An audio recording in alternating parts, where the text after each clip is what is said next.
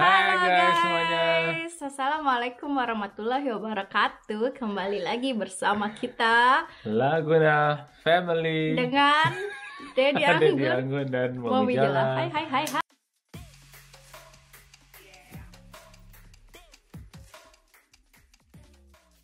Hai. Semoga semua teman-teman sehat-sehat semua ya, apalagi yang di Jakarta. Sedih ya liatnya, tapi kita pasti bisa. Semangat terus. Insya Allah semua akan berakhir ya guys. Betul. Udah lama nih kita nggak bikin video.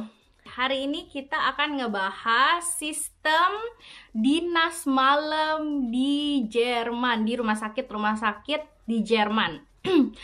Untuk pengalaman-pengalaman ini mungkin berbeda-beda ya. Jadi kita sekarang menjabarkan apa yang sudah bukan kita sih, di departemen aku dan di departemennya Mas Anggun alami. Bagaimana sistem dinas di Jerman? Apakah sama kayak di Indonesia? Karena untuk aku yang udah pernah lihat PPDS atau residen di Indonesia yang dinas itu tuh kacau banget, sampai ada yang 3 bulan tuh nggak ketemu sama keluarganya gitu guys. Ya Allah, sedih banget. Nah, gimana sih kalau di Jerman itu? Apakah sama kayak di Indonesia? Kita mulai sama Dedi Anggun dulu ya. Kapan kamu mulai dinas dan bagaimana? Oke, jadi pertama kali mulai dinas itu taruhlah nih dari di awal PPDS atau awal pendidikan residensi. Itu taruhlah baru mulai di rumah sakit. Terus itu dikasih waktu kira-kira 6 bulan ya? 6 minggu. 6 minggu. Untuk Dikasih belajar. waktu 6 minggu. Adaptasi. Supaya fit untuk dinas. Jadi apa itu sebutannya fit? Jadi ya kalau misalnya kita baru mulai kan bisa dibilang kita belum tahu ini, belum tahu itu ya. Untuk nanganin lebih ke prosedur sesuatu. ya, lebih ke prosedurnya. Kalau ada orang masuk tiba-tiba gawat terus harus ngapain, itu kan kita belum tahu ya. Makanya dikasih waktu di tempatnya Mas Anggun itu ya rata-rata untuk di yang belum Jerman tahu, rata-rata Mas Anggun di bagian Obgyn. Nah, itu 6 minggu dikasih waktu supaya dia mengenal dulu bagaimana prosedurnya kalau ada orang yang datang malam-malam. Kalau ada, nggak harus malam-malam juga sih. Jadi intinya pas waktu dinas mulai itu kan kita sendirian ya. Kita sendirian ya, yang disebut Vordergrunddienst itu kita yang stay di rumah sakit. Ada juga yang namanya Hintergrund, itu biasanya Oberarzt, itu mereka biasanya sih tinggal di stay di rumah.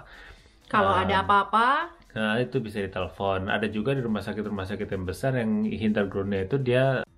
Oke, jadi gimana sih sistem dinasnya di Jerman itu? Berapa jam sih kamu dinas waktu dari awal-awal itu? Jadi ada sistem yang 24 jam, ada sistem yang bisa dibilang 12 jam, kali ya, ada 16 juga jam. berdasarkan shift ada ya. Ada juga 12 jam. Ada juga berdasarkan shift 8 jam. Ada yang 8 jam. Jadi pengalaman pribadi kamu deh, kalau gimana? di rumah sakit gue dulu waktu itu dia sistemnya 24 jam. Jadi datangnya mulainya jam 8 pagi. Itu datangnya pas setelah selesai operan ya, Übergabe. Terus selesainya jam 8 pagi besokannya. Bener-bener 24 jam ya. Itu hari Senin sampai Minggu. Oh iya. Tergantung, misalnya hari Senin dinas berarti hari Senin sampai hari Selasanya gitu. Intinya 24 jam ya. Jadi pas jam 8 datang itu ya kerja normal kayak teman-teman yang lagi di sana juga, yang harus operasi, yang harus ambulans gitu kan. Terus nanti jam 4 sore operan, terus kalau udah selesai operan nanti kita sendiri. Jadi kita sebagai Vordergrunddienst kita sendiri yang bertanggung jawab penuh. Jadi kita tanggung jawabnya itu ya tanggung jawab kita sendiri gitu ya. Jadi kita nanganin satu bagian itu, entah itu bangsal, entah itu ambulans, entah itu operasi. Kalau di Obgyn ya ada Kreissaal ya untuk bersalin, itu hanya ditanganin satu orang aja. Nah kalau ada apa-apa misalnya mau nanya gimana kesulitan, ada yang susah-susah gitu ya kita tanya Hintergrund kita yang lagi di rumah, misalnya ini ada dok ada penanggung jawab lah ya, ini gimana, saya bisa nggak saya pakai ini ya udah boleh gitu. Atau misalnya kita harus operasi ya udah kita panggil Hintergrundnya, kita panggil karena tanggung jawabnya Hintergrund atau betul. Si penanggung jawab dinas itu gitu. Oke, jadi gitu. 24 jam. Terus pas awal-awal mengalami kesulitan nggak?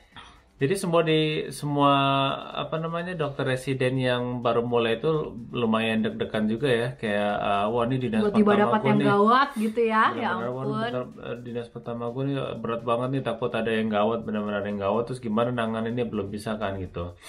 Tapi ya sebelum boleh dimulai dinas pertamanya itu emang dievaluasi dulu ya sama operat sama chefnya dulu. Ini kira-kira Fit nggak si A, si B ini kira-kira dia udah fit atau belum untuk ditinggal dinas? sendiri gitu. Apakah dia bisa nanganin emergency atau notfall yang harus ditanganin saat itu juga gitu.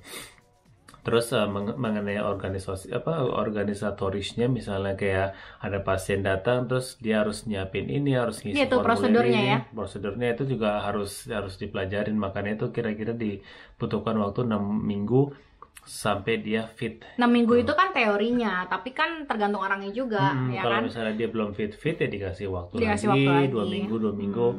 Kalau misalnya ternyata dia udah fit, ya udah boleh. Kalau belum ya belum bisa.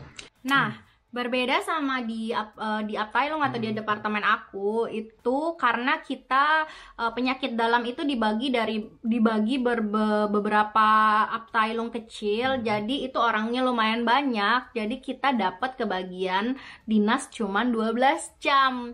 Artinya 12 jam itu adalah kamu masuk jam 8 pagi sampai biasanya sih bukan jam 8 malam tapi jam 9 malam. Dan itu gantian sama yang dinas berikutnya. Jadi satu hari itu ada 2 orang, tapi di satu kali dinas tuh memang cuma 1 orang. Dan kalau di aku tugasnya itu menangani bangsal-bangsal atau pasien-pasien yang ada keluhan-keluhan di bangsal, itu kita yang dipanggil. Kalau di kamu kan dari pasien ambulan pun juga kamu ada ya. Kalau aku ambulan enggak, karena di not auf nama atau di IGD. di IGD itu ada lagi dokter yang bertugas Dokter khusus di IGD, dokter internnya.